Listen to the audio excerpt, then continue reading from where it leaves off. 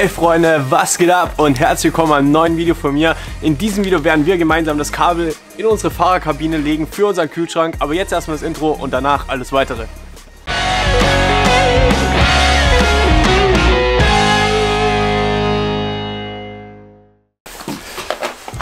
Okay, willkommen zurück im Video, Freunde. Wie ihr gerade gesehen habt, ich war noch ganz kurz unterwegs und habe ein bisschen Sachen besorgt, weil, wer sich noch daran erinnern kann, an das Video, wo wir pro forma unser Kabel reingelegt haben für unseren Snowmaster Kühlschrank, wer es noch nicht kennt, ich verlinke es hier oben, könnt ihr euch angucken, habe ich ja gesagt, dass das alles quasi nur vorübergehend ist, weil ich erstmal gucken möchte, ob das alles funktioniert und ob es nur dem Kühlschrank so passt und so weiter und ob ich den Kühlschrank überhaupt vorne in der Fahrerkabine drin lasse.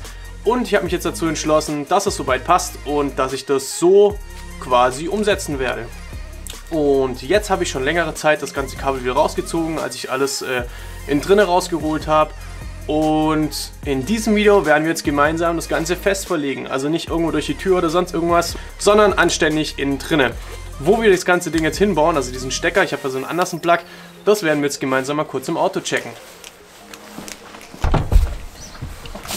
So, erstmal kurz Platz geschafft und jetzt können wir hier quasi mal drüber reden. Hier ist meine Mittelkonsole, seht ihr ja. Und hier ist auch eine 12 Volt Steckdose drin. Allerdings habe ich ja, wie ihr in dem letzten Video vielleicht auch gesehen habt, diesen 12 Volt Stecker abgeschnitten und diesen Andersen Plug drauf gemacht. Deswegen möchte ich jetzt hier vorne drin auch einen Andersen Plug haben. Vor allem, wieso ich das Ganze betreibe, das habe ich im letzten Video glaube ich auch schon erklärt. Ich möchte den Kühlschrank über die hintere Batterie und eben nicht über die vordere Batterie betreiben, weil die hintere, die wird irgendwann auch noch mit Solarpanel ausgestattet. Das heißt, da ist dann einfach im Sommer genug Energie da, um den Kühlschrank auch anständig zu betreiben. Und vor allem, wir killen uns nicht unsere Starterbatterie. Hier in diese Mittelkonsole soll dieser Andersen Plug rein. Ich kann euch den mal ganz kurz zeigen. Hier bin ich schon wieder. So sehen diese Andersen Plugs aus, für diejenigen, die sie noch nicht kennen. Ich habe da übrigens so eine Gummihülle drüber gezogen, dass das ein bisschen ordentlicher aussieht. Finde ich ganz cool eigentlich. Und so ein Andersen Plug soll hier unten eben auch rein. Das heißt, der erste Schritt wird sein, diese Mittelkonsole zu beseitigen und dann da quasi ein Kabel reinzubekommen. Das Problem ist, ich hatte noch null Idee, also genau, wirklich 0% Idee, wie ich diese ganze Mittelkonsole wegkriege, ob ich nur dieses hintere Teil irgendwie wegkriege, ich habe keine Ahnung. Aber da werde ich bestimmt noch eine Lösung finden.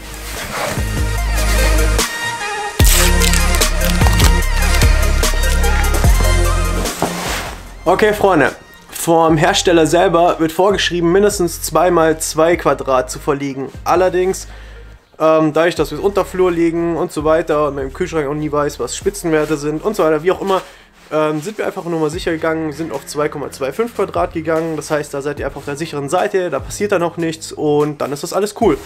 Und ich habe quasi jetzt 2×2,5 Quadrat Kabel gekauft, Niedervoltleitungen und die werden wir quasi heute verbaut. Dann habe ich noch Flexrohr geholt, dass es unten einfach sicher liegt, dass wenn irgendwas entlang schraubt oder wie auch immer, das Kabel quasi sich nicht aufreiben kann oder nicht abreißen kann und dann müsste das alles eigentlich ganz cool werden.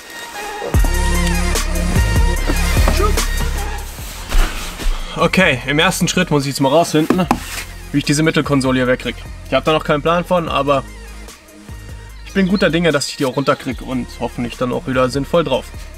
Ich glaube, es wird gut. Das teste ich jetzt mal.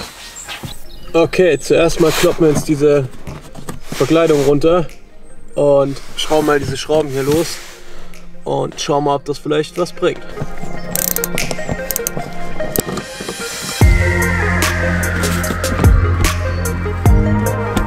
Jawollo! Ich glaube, das kann gut werden, Freunde. Das Problem ist, bei uns im Auto gibt es eine kleine Besonderheit. Und da muss ich ein bisschen aufpassen. Ist nicht bei jedem so, aber zumindest bei uns. Ich zeige euch mal ganz kurz, was ich meine. War ist hier drin das Bedienpanel, wird scharf, das Bedienpanel für unser Luftfahrwerk. Und das ist hier hinten drin verbaut. Ich kann euch das nur ganz schwierig zeigen, glaube ich. Da unten rein, das heißt, ich kann das Ding nicht einfach wegheben, wie normalerweise bei anderen Autos oder halt bei anderen Ford Ranger.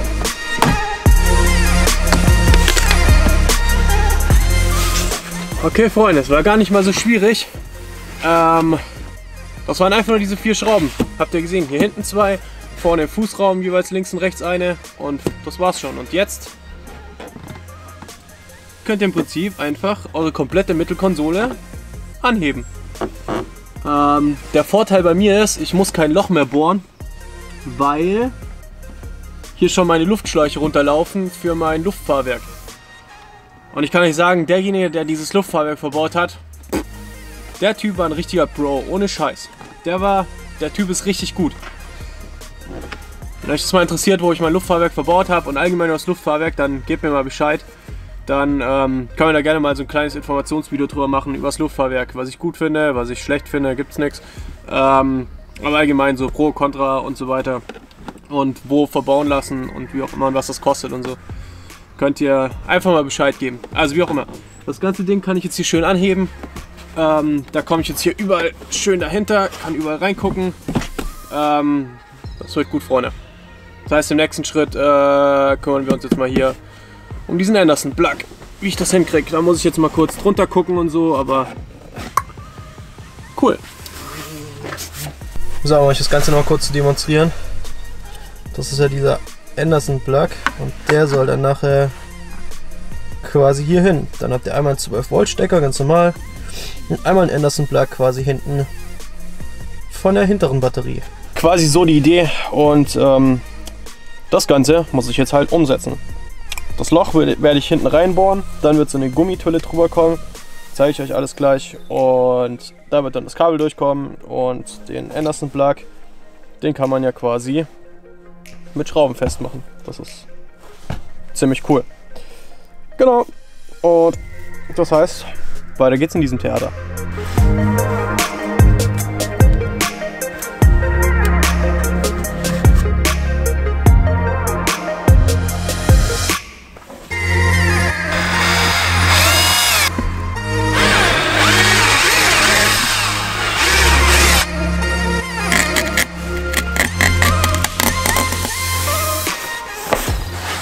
Okay, Freunde, das Loch ist drin. Jetzt im nächsten Schritt muss das Kabel eingezogen werden. Ich fange hier hinten bei der Pritsche an, führe das runter, unterm Auto hinten durch und dann quasi unter der Mittelkonsole raus. So zumindest mal die Theorie. Ich hoffe, dass das Ganze jetzt auch so funktioniert. Bis jetzt hat es ja soweit eigentlich ganz gut funktioniert. Was ich noch ganz kurz erwähnen wollte, es gibt bestimmt ein paar von euch da draußen, die ein bisschen enttäuscht sind, weil die letzten Wochen, keine Ahnung, kein Ausbauvideo von innen drinne kam. Ich selber bin auch enttäuscht, weil es gerade aktuell da innen drin überhaupt nicht weitergeht. Und das Ganze liegt auch nicht an mir oder an uns, weil ich habe schon die ganzen Teile bestellt, dass es weitergeht. Das Holz, den Boden, diverse Dinge halt, um weiterzumachen. Aber aktuell läuft es eher gegen uns als für uns. Weil da, wo ich den Boden bestellt habe, irgendwas lief da schief in den ganzen Bestellvorgang. Bei denen, die hatten nämlich Serverprobleme, wie auch immer.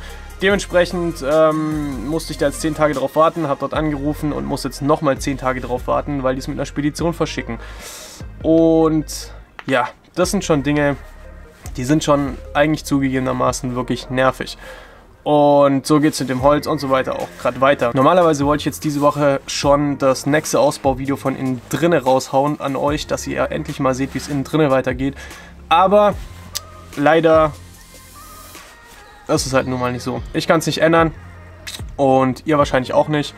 Und deswegen machen wir jetzt halt einfach solche Sachen, die ich machen wollte, quasi ringsrum ums Auto halt. So lang, bis die anderen Sachen halt kommen.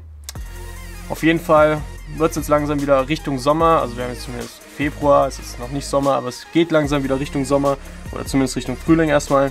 Und ja, da sollte langsam unser Ausbau mal fertig werden.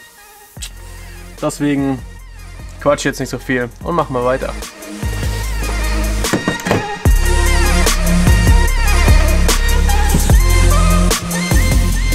Man sieht das leider echt schlecht, aber ich habe schon mal gesagt, dass ich hier hinten drin quasi ein Loch habe, wo ich meine Kabel runterführen kann. Und da werden wir jetzt quasi das nächste Kabel auch noch reinführen und dann unten im Auto quasi weiter.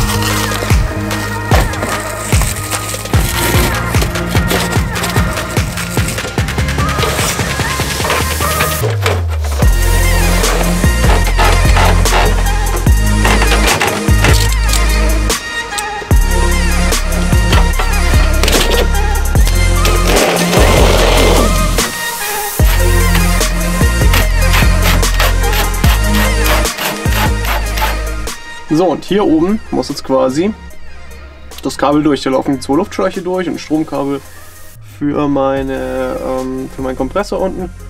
Und da muss jetzt quasi dieses Kabel auch noch durch.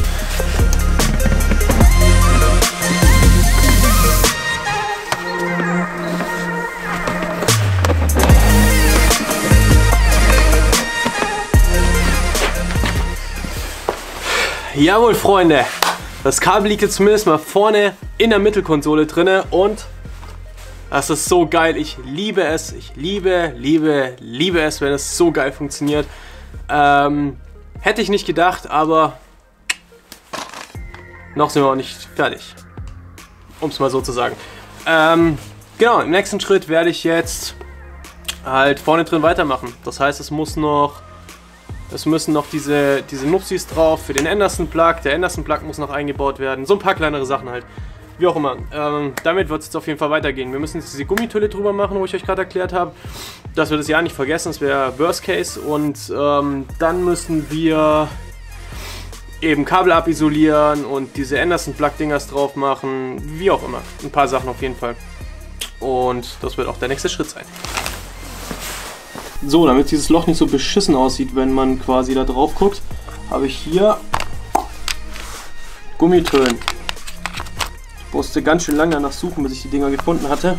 Aber so sehen die auf jeden Fall aus. So ein Dingens hier werden wir dann da reinbauen. So ein Viech hier drüber bauen. Und dann sieht das Loch einfach ordentlich aus. Ich weiß, das sind nicht die besten Gummitüllen, aber für meinen Zweck tun sie erstmal. Okay, Freunde. Ich werde euch in diesem Video jetzt nicht genau erklären, wie das mit diesem Anderson-Plug funktioniert, mit diesem Auflegen und dem ganzen Zeug, weil ich habe das in dem letzten Video schon eigentlich umfangreich erklärt. Wenn euch genau interessiert, wie ihr den Anderson-Plug konfiguriert oder halt auflegt, wie auch immer, und worauf ihr achten solltet, dann verlinke ich euch das Video hier oben nochmal. Dann könnt ihr da einfach reingucken und euch da im Prinzip schlau machen. Ich finde diese Anderson-Plug ziemlich cool, besser als diese 12 Volt Steckdosen, die wir in Deutschland haben. Und genau, das heißt, ich mache das jetzt hier mal kurz.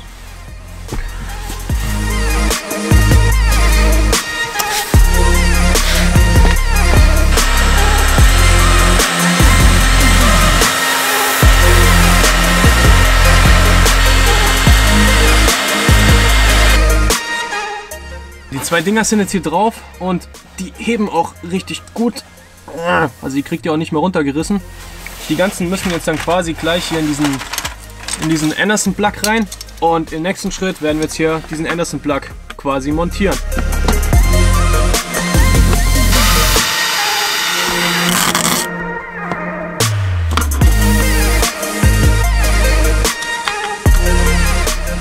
Ja, das war jetzt ganz schön aufwendig, kann ich euch sagen.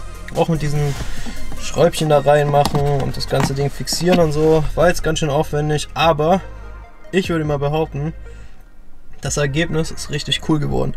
Genau, so sieht die Kabeldurchführung aus. Also ich denke mal, das ist auch ganz gut geworden. Und so sieht dann im Prinzip dieser Anderson-Plug aus. Okay, Freunde. Im Auto selber innen drin ist jetzt im Prinzip alles soweit angeschlossen, bis halt eben die Mittelkonsole wieder festschrauben, aber da warte ich mal noch, bis ich das ganze Kabel verlegt habe und weiß, dass alles funktioniert. Und im nächsten Schritt geht es jetzt quasi unterm Auto weiter. Ich muss jetzt das ganze Leerrohr, dieses Flexrohr, was ich eingelegt habe, muss ich jetzt noch hinmachen mit Kabelbindern, dass das alles safe ist, dass es nirgends irgendwie reinrutscht oder sonst irgendwas.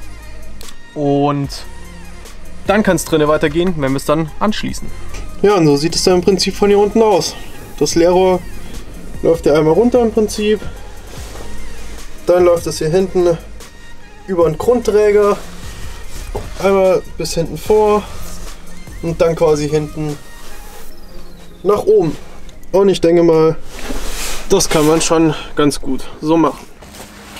Okay, Freunde der Sonne. Um das Kabel jetzt noch anschließen zu können, müssen wir logischerweise hier hinten die andere Seite noch konfigurieren. Ich werde jetzt hier mal noch so, keine Ahnung, 1 Meter oder sowas Slack drauf geben. Auf diese ganze Leitung. Dass, wenn ich sie woanders hinlegen möchte, dass ich da dann auch noch eine Möglichkeit zu habe. Vielleicht sowas, keine Ahnung.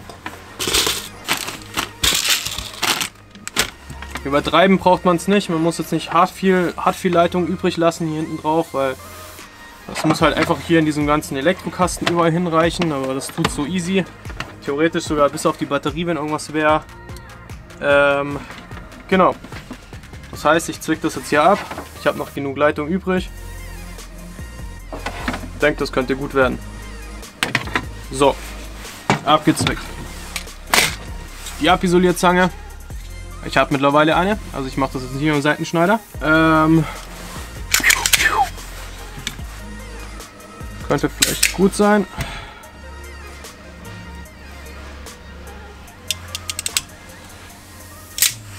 Und so sieht das Ganze jetzt aus. Hier unten habt ihr eure Plusleitung drauf und hier ist quasi die Minusleitung drauf. Da seht ihr. Und ganz wichtig, erste Regel: Wenn ihr irgendwelche Sachen anschließt, ihr müsst sie immer absichern. Das heißt, zwischen Batterie und Verbraucher immer eine Sicherung rein. Wirklich ganz wichtig, dass wenn irgendwas ist, dass ihr immer eine Sicherung habt, die durchbrennen kann und das Kabel nicht einfach komplett vor sich hinschmort, brennt oder sonst irgendwas. Das heißt, hier unten kommt jetzt bei mir eine Sicherung rein noch und dann messen wir es mal durch und testen es mal. Okay Freunde, bevor ihr irgendwelche Verbraucher anschließt, tut euch selber einen Gefallen und messt das Ganze erstmal durch. Zum einen schaut einmal ganz kurz drüber, dass es passt, dass wirklich Minus auf Minus ist und Plus auf Plus und das Ganze hinten genauso. In meinem Fall habe ich jetzt Blau auf Minus gemacht und Rot auf Plus. Das passt, das habe ich jetzt gerade noch mal geprüft. Hinten schaue ich jetzt auch noch mal ganz kurz. Hinten passt das Ganze auch und jetzt messen wir das Ganze mal ganz kurz durch. Das sollten jetzt hier irgendwie so 12,7 Volt oder sowas ankommen. Und das tun es auch. 12,7 kommen hier hinten an.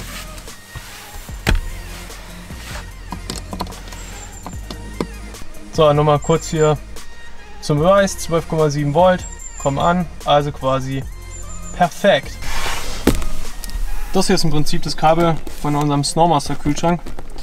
Genau, und jetzt zeige ich euch im Prinzip mal noch ganz kurz, wie man das Ding anschlägt oder anschließt. So, dann den hier einmal verdreht rein. Und schon steckt das ganze Ding. Und wenn ihr es wieder weg haben wollt, dann einfach quasi wieder rausziehen.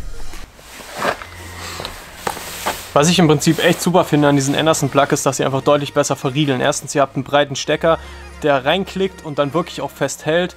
Und diese normalen Zigarettenanzünder-Stecker, diese normalen 12 Volt Stecker, die man in Deutschland so hat, die fände ich einfach echt schrottig, weil sie halten einfach nicht anständig. Wenn man irgendwie dumm dagegen kommt, dann brechen sie mal da ganz schnell ab.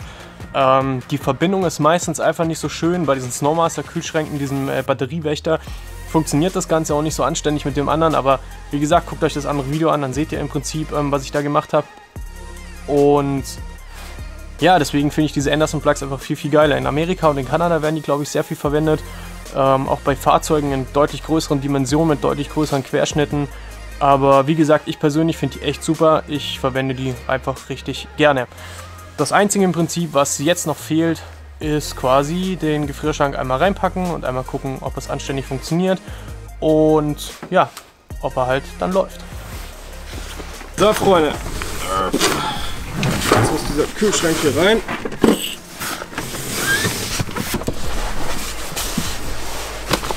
Habt ihr hier oben schön das Kabel drin. Dann stecken wir es erstmal schön hier unten ein. Und jetzt quasi einmal hier unten auf den Anderson Plug.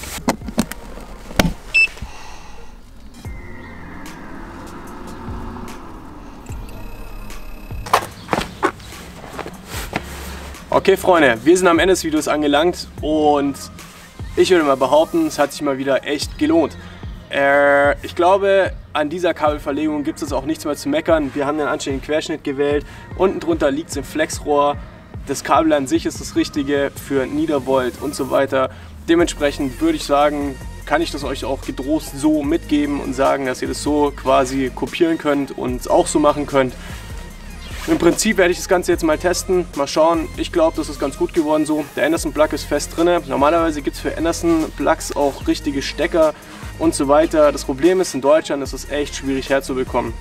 In Kanada und in Amerika haben die Leute das sehr viel. Da kann man das quasi im Baumarkt kaufen und so weiter. Auch ganz viele besondere Lösungen mit irgendwelchen Steckern von oben und irgendwelchen geilen eingebauten Blenden und keine Ahnung was.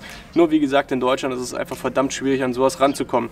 Aber ich würde immer behaupten, als Lösung für Deutschland, wenn man nicht gerade extrem viel Geld dafür ausgeben möchte oder einfach irgendwie jahrelang warten möchte, bis man irgendwie an dieses Material rankommt, ist das soweit eigentlich eine ganz gute Lösung. Wir haben das Kabel jetzt auf jeden Fall fest hinten drinnen liegen in unserer Kabine. Das heißt quasi, der Sommer kann kommen, der Kühlschrank ist jetzt dann quasi ready to go. Und genau, wie wird es dann weitergehen in den nächsten Videos?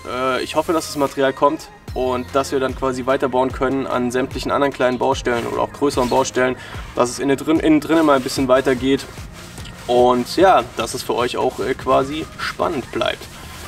Und genau, ansonsten von meiner Seite gibt es, glaube ich, nicht mehr zu sagen. Und dann würde ich mal sagen, Freunde, ich hoffe, euch hat das Video gefallen. Wenn das der Fall sein sollte, würde ich mich riesig freuen, wenn ihr mir einen Daumen nach oben geben würdet. Und vor allem, wenn ihr den Kanal noch nicht abonniert habt, dann jetzt nicht vergessen, auf Abonnieren zu klicken und nicht vergessen, die Glocke zu aktivieren, weil dann werdet ihr nicht sonntags auch benachrichtigt, wenn wir ein neues Video hochladen. Und somit bleibt mir nichts anderes zu sagen, wie ich bin raus aus diesem Video. Haut rein, Freunde. Wir sehen uns im nächsten. Danke fürs Anschauen und ciao.